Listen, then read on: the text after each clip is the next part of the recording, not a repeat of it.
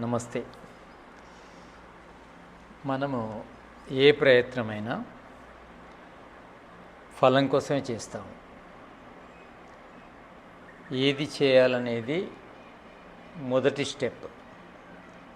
తర్వాత ఏది చేయాలనుకున్నామో అంటే ఎందుకు చేస్తాము? ఒకటి, మన కష్టాలు దూరం కావడం కోసమైనా ప్రయత్నం చేస్తాము. రెండు, మనకు కావలసిన సుఖ సాధనాల కోసం ప్రయత్నం చేస్తాము. అంటే ఏవి సుఖాన్ని ఇస్తావి, ఏవి దుఃఖాన్ని ఇస్తావి అనేది తెలియాలి. మొదలు తెలిస్తే మనం ప్రయత్నం చేయొచ్చు. ఏది సుఖాన్ని ఇస్తుందో తెలియకముందు మనం చేసే ప్రయత్నము వ్యర్థమవుతుంది.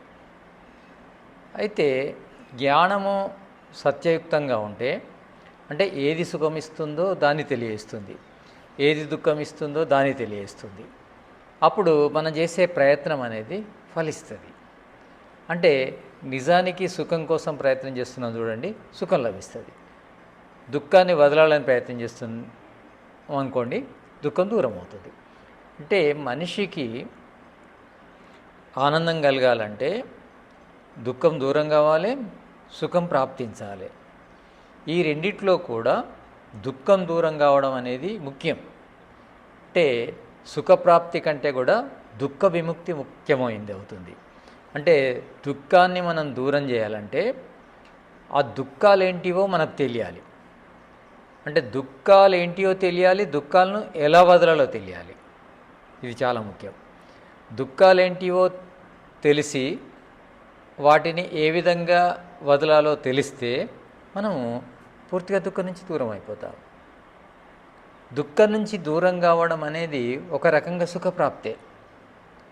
అంటే దుఃఖం నుంచి దూరం కాకుండా మనం సుఖప్రాప్తి కోసం ప్రయత్నం చేసినా, సుఖం లభించినా, దుఃఖం అనేది దూరం కాలేదు కనుక ఆ సుఖం అంతా మనకు ఆనందాన్ని ఇవ్వదు. కనుక మనము దుఃఖ విముక్తి కోసము ప్రయత్నం చేయాలి.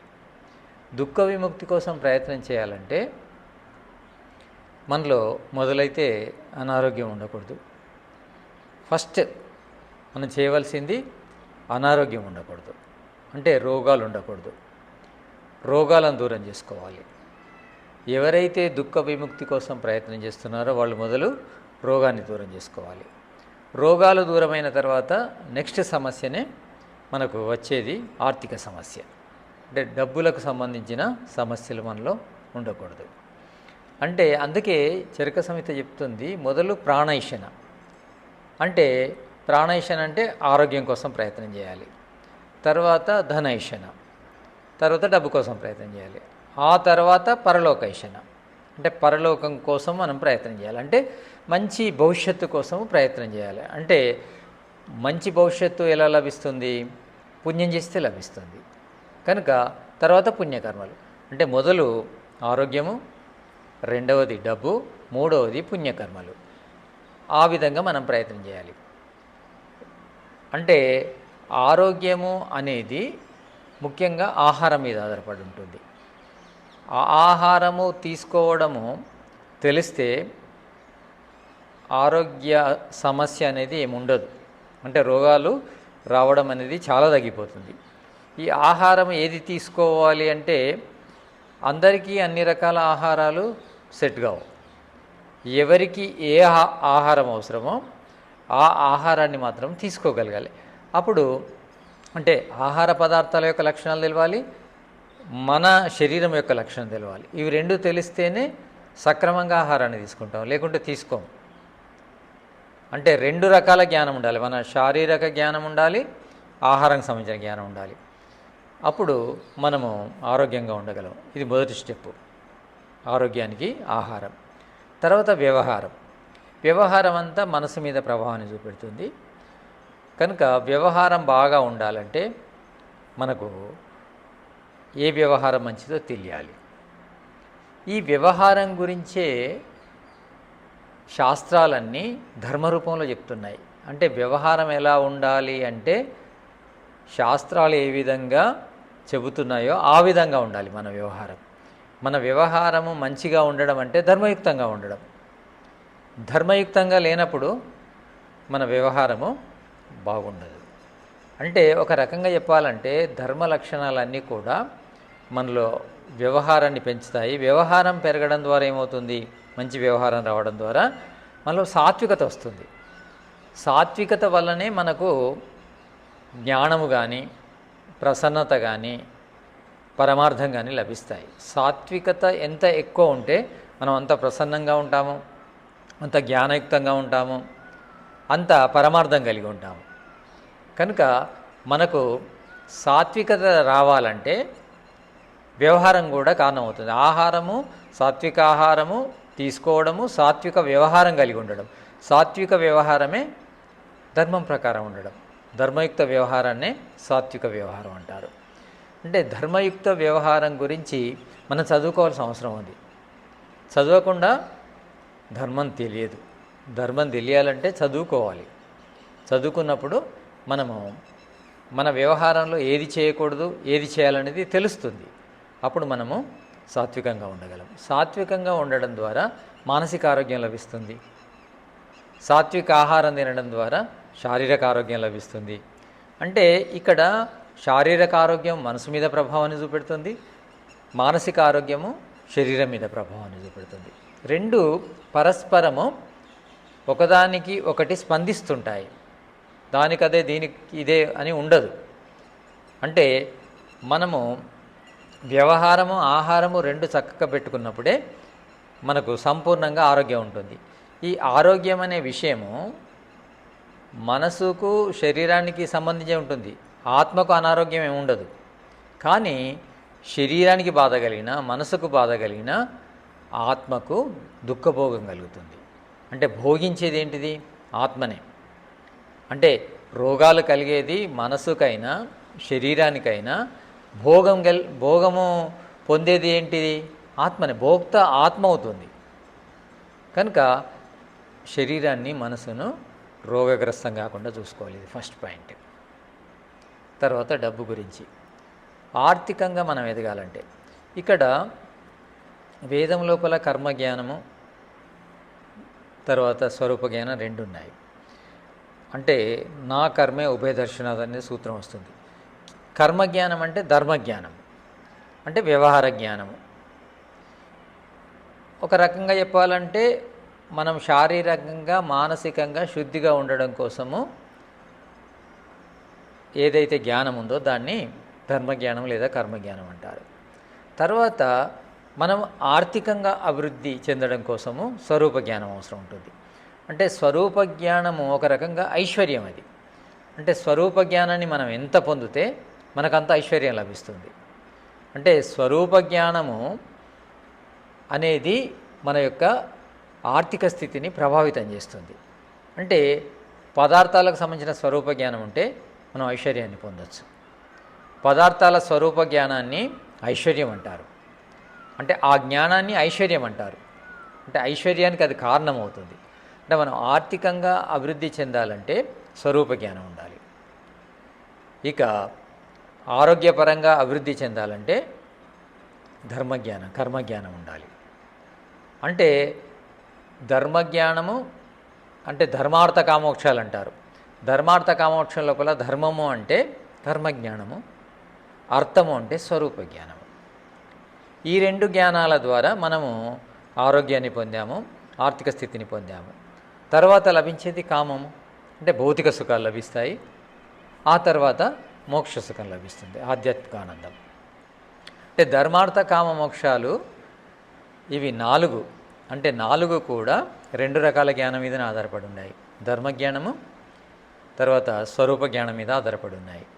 ఈ ధర్మజ్ఞానము, స్వరూప జ్ఞానాన్ని పొందితే మనము భౌతికంగా, ఆధ్యాత్మికంగా ఆనందంగా ఉండగలము. అంటే జ్ఞానము అంటే కర్మజ్ఞానము, తర్వాత ఈ స్వరూప జ్ఞానము మనను పురుషార్థిని చేస్తుంది. అంటే చతుర్విధ పురుషార్థాలను సాధించే విధంగా చేస్తుంది. అంటే ధర్మం నుంచి మొదలుకొని, అంటే ఆరోగ్యం నుంచి మొదలుకొని, తర్వాత ఆర్థికత, ఆ తర్వాత అంటే ప్రాణైషణ, విత్తైషణ, పరలోకైషణ, ఇవి మూడు కూడా జ్ఞానం నుంచే లభిస్తున్నాయి. అంటే ఈ కర్మ జ్ఞానము తర్వాత స్వరూప జ్ఞానం నుంచే లభిస్తున్నాయి. అంటే పరలోకైషణ అంటే రాబోయే జన్మ బాగుండాలని, అంటే భవిష్యత్తు బాగుండాలని. అంతేకాకుండా ఈ శరీరాన్ని వదిలిన తర్వాత మనము మంచి జన్మను పొందొచ్చు, లేదా జన్మరాహిత్యాన్ని కూడా పొందొచ్చు. జన్మరాహిత్యాన్ని పొందితే పరాంతకాలము మోక్షంలో ఉంటాము. ఇక జన్మరాహిత్యాన్ని పొందలేకపోతే మంచి జన్మలు వస్తాయి ఈ పరలోకైషణ వల్ల. అంటే ప్రాణైషణ, విత్తైషణ, పరలోకైషణ ఇవి మూడు కూడా మనకు ముఖ్యమే. అదే చెప్తుంది ఆయుర్వేదం. అంటే మనము ఆనందంగా ఉండాలి అంటే జ్ఞానం మీదనే ఆధారపడి ఉంది. జ్ఞానము లేకుండా ఆనందం అనేది లభించదు. ఈ జ్ఞానము అందుకే ఈశ్వరుడు ఓం ఋతంచ సత్యంచ అవిద్యా తపసో అద్యజాయత తతో రాత్ర్యజాయత తతస్సముద్రో అర్ణవ. ఇది వైదిక సంధ్యావందనంలో వచ్చే ఋగ్వేద మంత్రం. దీని అర్థం ఏంటంటే ఈశ్వరుడు ఈ జగత్తుతో పాటు మనకు ఈ జగత్తుకు సంబంధించిన స్వరూప జ్ఞానాన్ని, కర్మజ్ఞానాన్ని కూడా ఇచ్చాడు. అది వేదంలో ఉంది. వేదం లోపల కర్మజ్ఞానం, స్వరూప జ్ఞానం రెండు ఉన్నాయి.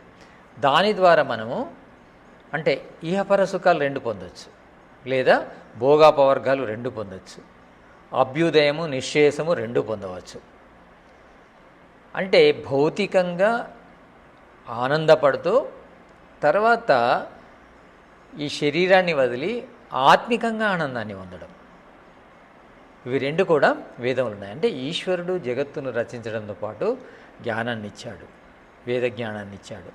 ఆ వేద జ్ఞానాన్ని మనం పొంది వేద జ్ఞానం అంటే ఈ జగత్తును రచించడము కానీ, వేద జ్ఞానాన్ని ఇవ్వడం కానీ వెనకాల ఉన్న ఉద్దేశం ఏంటంటే ఈశ్వరునిది జీవులకు ఆనందాన్ని ఇవ్వాలి.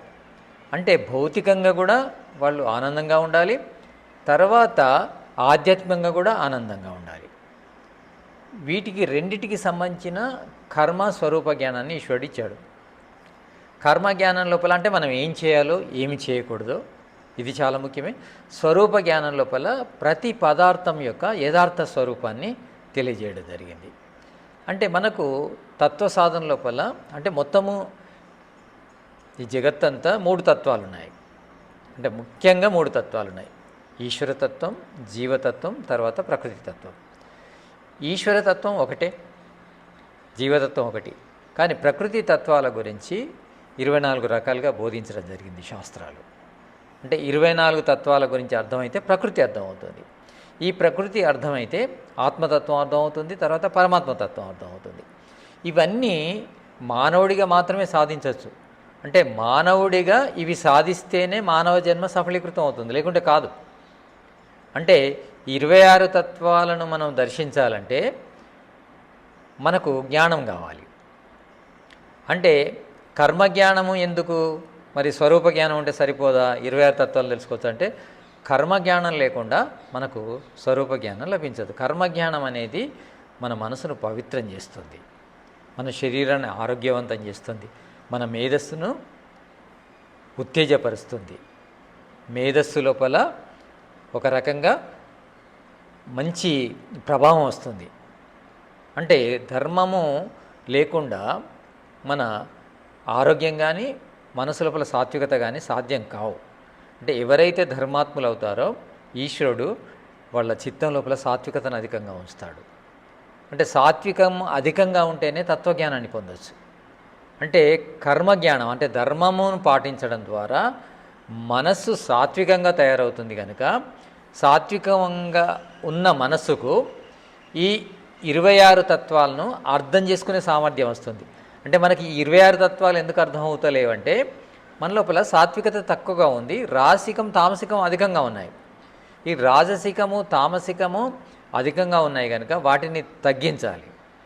తగ్గిస్తే సాత్వికము అధికమైతేనే మనకు తత్వాల గురించి అర్థమవుతుంది. తత్వాలు అర్థమైతేనే మన సుఖం అనేది పెరుగుతుంది, అంటే ఆనందము అధికం అవుతుంది.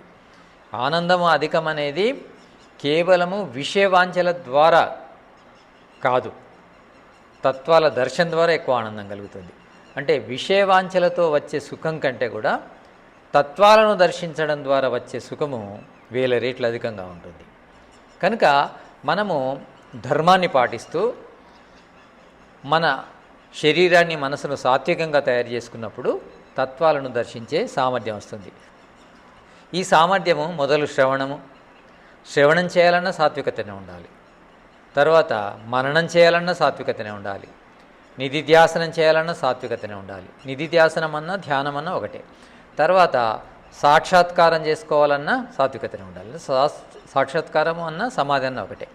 అంటే మనము ధర్మం ద్వారా, అంటే ధర్మాన్ని మనము పొంది ఈ శ్రవణము, మననము, నిధిధ్యాసనము సాక్షాత్కారం చేసుకునే అర్హత పొందగలము. అంటే సాత్వికత లేనిదే ఇవి రావు. సాత్వికత రావాలంటే కర్మజ్ఞానం తెలవాలి. అంటే ధర్మయుక్తంగా మన వ్యవహారం ఉన్నప్పుడు మన మనసు సాత్వికంగా తయారవుతుంది. మనసు సాత్వికంగా తయారైనప్పుడే తత్వాల దర్శనం కలుగుతుంది. తత్వాల దర్శనం కలిగినప్పుడే మనకు అసలైన ఆనందం లభిస్తుంది. మనము ఈ విధంగా ప్రయత్నం చేయాలి. అంటే మనం ధ్యానం చేస్తున్నప్పుడు మనం చేయవలసింది ఏంటంటే మొదలు ధర్మ సంస్థాపన కోసం పనిచేయాలి. ధర్మ సంస్థాపన అనేది మొదలు మనలో చేసుకోవాలి, తర్వాత సమాజంలో. ధర్మ సంస్థాపన అనేది మనలో చేసుకోవాలి. అంటే ధర్మం అనేది మన స్వాభావికం అయిపోవాలి.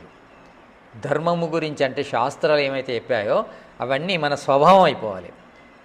అయిన తర్వాత అంటే ఎప్పుడైతే ఈ ధర్మము మన స్వభావం అవుతుందో, అంటే శృతులు స్మృతులు చెప్పిన ఏవైతే ధర్మాలు ఉన్నాయో అవి మన స్వభావం అయినప్పుడు మన మనసు పూర్తిగా సాత్వికంగానే ఉంటుంది. సాత్వికంగా ఉన్న మనసుకు మాత్రమే సాక్షాత్కారం చేసుకునే సామర్థ్యం వస్తుంది.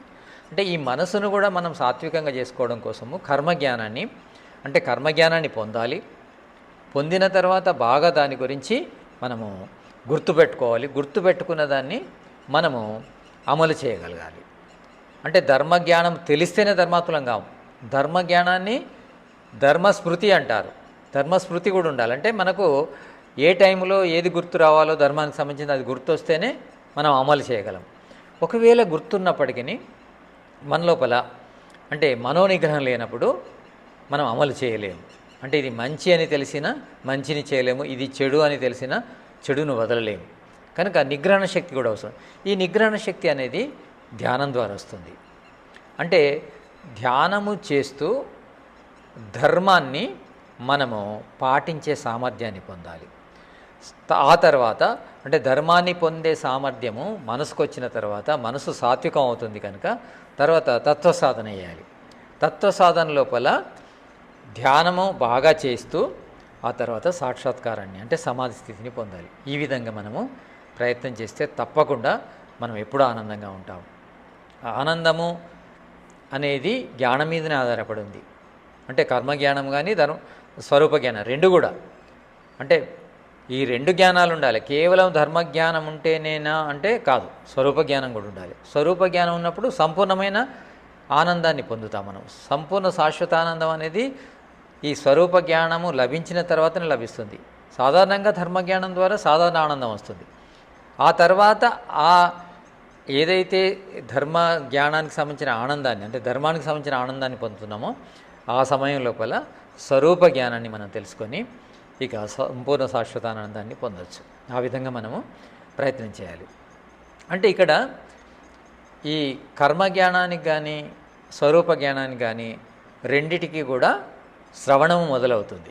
అంటే చదవడం మొదలవుతుంది. అంటే చదవకుండా స్వరూప జ్ఞానం తెలియదు, కర్మజ్ఞానం తెలియదు. ఆ చదివిన తర్వాత రెండవ ఇంపార్టెంట్ పాయింట్ ఏంటంటే గుర్తుపెట్టుకోవడం. రెండిట్లో కూడా అంటే మనము సాక్షాత్కారం చేసుకోవాలన్నా గుర్తుపెట్టుకోవాలి, మనము ధర్మాన్ని పాటించాలన్నా గుర్తుపెట్టుకోవాలి. అంటే మొదలు చదవడం, రెండవది గుర్తుపెట్టుకోవడం, మూడవది ధ్యానం అవుతుంది. అంటే ధ్యానం ద్వారానే మనము నిగ్రహణ శక్తిని కలిగి ధర్మాన్ని పాటించగలము. అదేవిధంగా ధ్యానం ద్వారానే తత్వాల యొక్క సాక్షాత్కారము చేసుకోగలము. అంటే రెండు ధ్యానంతోనే సిద్ధి అవుతున్నాయి. అంటే కర్మజ్ఞానము మనకు సిద్ధి పొందాలన్నా తర్వాత స్వరూప జ్ఞానం సిద్ధి పొందాలన్నా ధ్యానం ముఖ్యమవుతుంది. అంటే రెండు కూడా అంటే మనం ధర్మాత్ములము కావాలన్నా ధ్యానమే, మనము తత్వవేత్తలం కావాలన్నా ధ్యానమే. ఆ విధంగా మనం ప్రయత్నం చేయాలి. ఇక్కడ ధ్యానము లోపల ఈశ్వరుని యొక్క జపము, తర్వాత స్తుతి, ప్రార్థన, ఉపాసనలు కూడా చాలా ముఖ్యం. అంటే ఈశ్వరుని అంటే మనము మనసు స్థిరంగా ఉన్నప్పుడే జ్ఞానాన్ని పొందుతాము. జ్ఞానాన్ని పొందాలి అంటే మనసు స్థిరంగా ఉండాలి. మనసు స్థిరంగా ఉండాలంటే జపం బాగా సహకరిస్తుంది. అంటే అందులో ఓంకార జపమే గొప్పదని చెప్తాడు పతంజలి మహర్షి. తజ్జపస్థ తదర్థ భావన. ఓంకారాన్ని జపిస్తుండాలి, తర్వాత గాయత్రి జపం చేస్తుండాలి. దీనివల్ల మనకు స్థిరత్వం లభిస్తుంది. ఆ స్థిరత్వం వల్ల శ్రవణం చేయగలము, అంటే చదవగలము, వినగలము. చదవడం లోపల, వినడం లోపల జిజ్ఞాస కలుగుతుంది. అంటే స్థిరత్వం ఉన్నప్పుడే జిజ్ఞాస కలుగుతుంది. అంటే మనము జపము, స్తుతి, ప్రార్థన, ఉపాసనల ద్వారా మనలో జిజ్ఞాస పెరుగుతుంది. ఆ జిజ్ఞాస ద్వారా శ్రవణం చేస్తాము.